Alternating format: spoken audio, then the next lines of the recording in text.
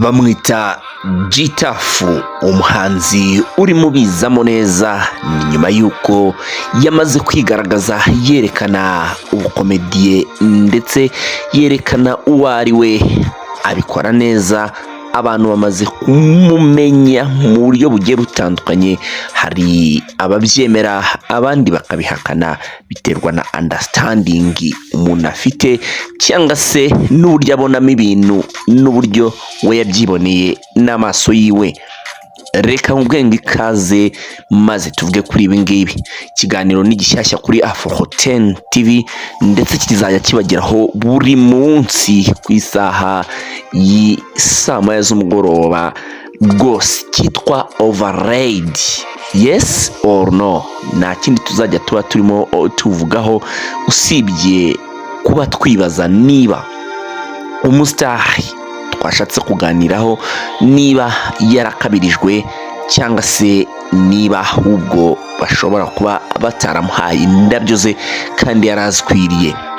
Indirimbo nayo nuko nguko, niba yakabirijwe cyangwa batarihaye indabo zayo. Tukumanukire no ku bindi bigiye bitandukanye. Filime se yarakabirijwe ntiyakabirijwe, mu ngeri zose bati bigomba kuryohera. Ibyo nibyo dushaka ko bizajya bikubaho mu buryo bugiye butandukanye. Uyu munsi rero twatangiranye n'uwitwa Gitafu. Turimo twibaza kuri Gitafu uyu nguyu umureba, benshi bavuga yuko rwose batakunze ibintu bye bitewe n'indirimbo yitwa ngo Aragitosa aherutse gusohora. Yewe hari n'abandi bayikunze benshi, kuko magingo aya ngaya hano mu Rwanda ntabwo ari abantu benshi bashobora gukora indirimbo ya audio ngo igende irebwa n'abantu bagera kuri miliyoni ndetse mu gihe gitoya. Uyu mugabo rero bita Gitafu yamaze kuba abigeraho, byerekana yuko afite abantu benshi cyane bamukunze ndetse bakunze indirimbo ye. Gendiro Willis tuzajya tubana rero umunsi ku munsi. Welcome.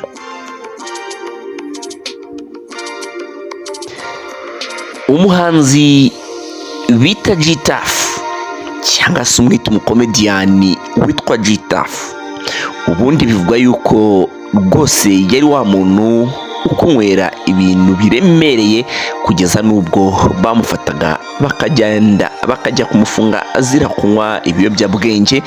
Ariko Gitafu akaba ari na wa muntu ngo wadodaga inkweto.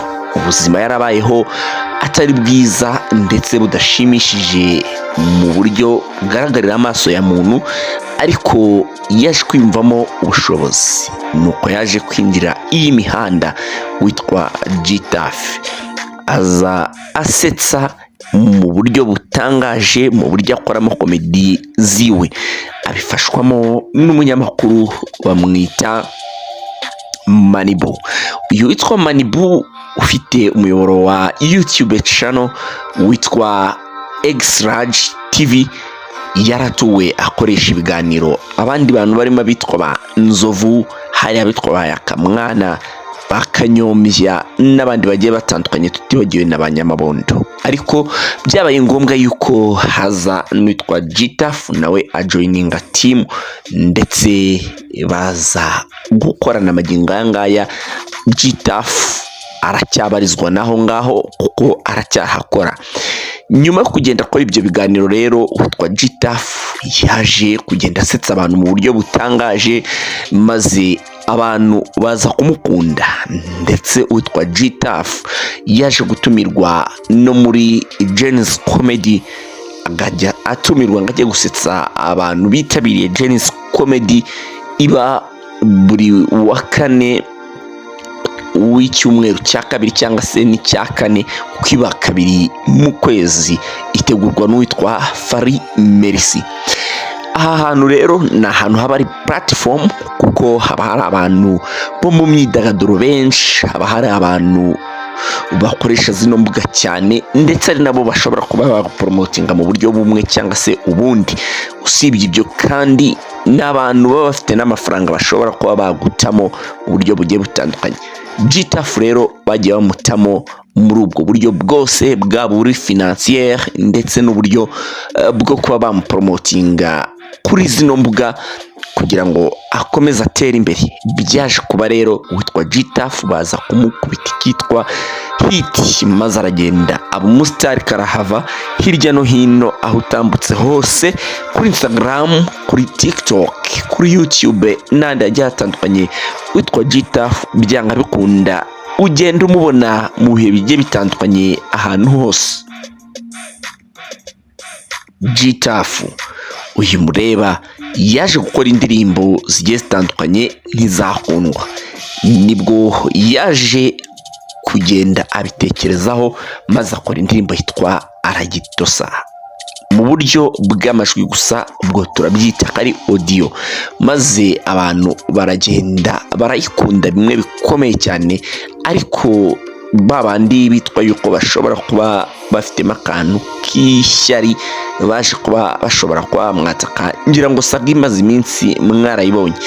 Ariko magingo aya ngacyo ngira ngo twibazeho, ese indirimbo y'uwitwa G-Tough bimeze biti? Ibyo ari byo byose bimeze neza. Ese G-Tough kariwe turi kuvugaho, nta gakanya turi kuvuga kuri Aragitosa, ahubwo turi kuvuga kuri G-Tough we ubwe w'umukomedian ndetse winjiye no mu muziki, ariko n'ubundi style umeze nk'aho ari comedy. Ese G-Tough ni umuntu umeze ute?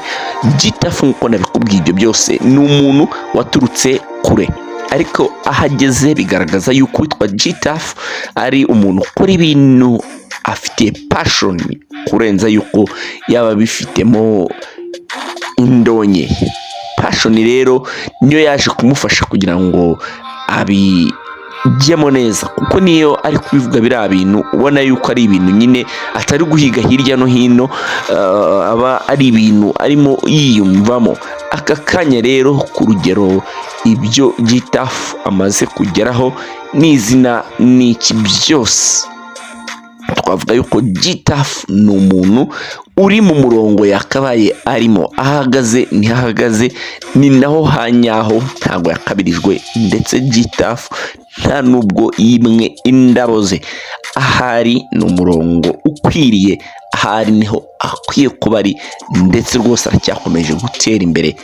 Ikiganiro rero duhereye kuri G-Tough twemeza yuko ahagaze mu murongo wa nyawo, atakabirijwe ndetse atimwe indabo ze, ahagaze naho ngaho bimeze neza cyane, kandi tumwifuriza gukomeza mu kiganiro rero Overrated yes or no.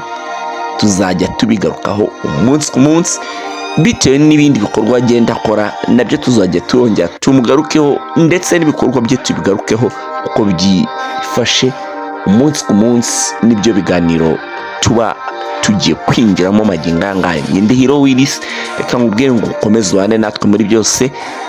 Astra Vista.